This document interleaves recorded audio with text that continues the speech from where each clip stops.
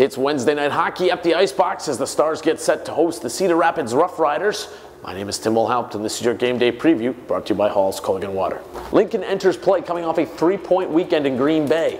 The Stars offense did a lot of the heavy lifting, scoring 10 goals, including 5 on the power play. If you look at the two games, we're down 2-0 after the first Friday night, and Saturday night we're up 3-0 after the first. So, you know, those games from that point on, there wasn't a major discrepancy. You know, we found a way to battle ourselves back into it on Friday, and then Saturday we committed to a full 60 minutes of our work and our compete. And I thought, you know, I mentioned in the post-game interview, but our compete is what allowed us to draw those penalties, and you know, our power play was able to take advantage. Really just working hard and focus on the details, because that's what our Coach Chupp was preaching for the game, is just getting back to the basics and focusing on the things that we can control, and that's, you know, how hard we work and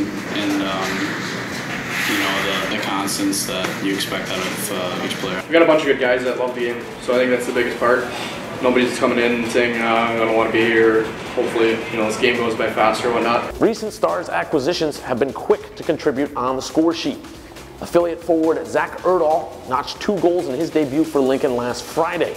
Acquired in trades last week, forwards Mikey Colella along with Ryan Doolin combined for a goal and 2 assists in their first 2 games with the Stars. Then you consider Hunter Skinner, acquired in a Muskegon trade a couple of weeks ago.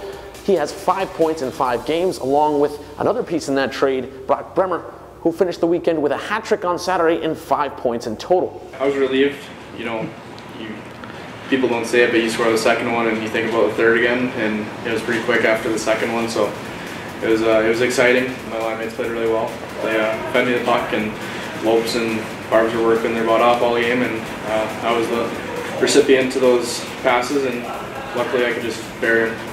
It was great. I was super happy for him. I think it was his first hat trick in the USHL. I mean, it's always nice to see one of my best buddies getting hattie there. So I think everybody had overall a great game, but he seemed to put up a couple more points than some other guys. So congrats to him.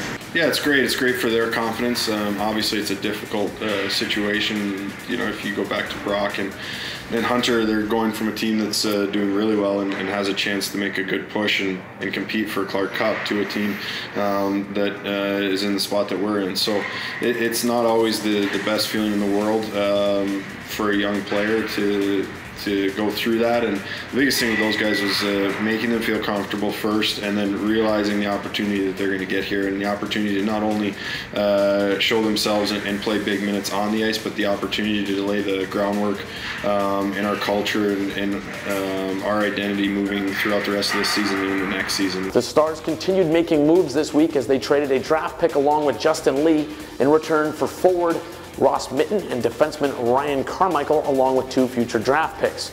Both players look to figure into Lincoln's lineup early. You know, the 2 new guys we're obviously excited about. Mitten's a guy that adds that hard to play against element to our lineup. He can kill penalties. I think there's some skill there that you know, I think he can fit in on a power play unit here and there, but ultimately what he brings is shift after shift after shift of quality 5-on-5 minutes. You know, he can play in a lot of different spots in your lineup, and he brings the same thing. His consistency is a guy that does things right, keeps it fairly simple, but he's ultimately very hard to play against. And then Carmichael's a guy that I'm a little bit less familiar with.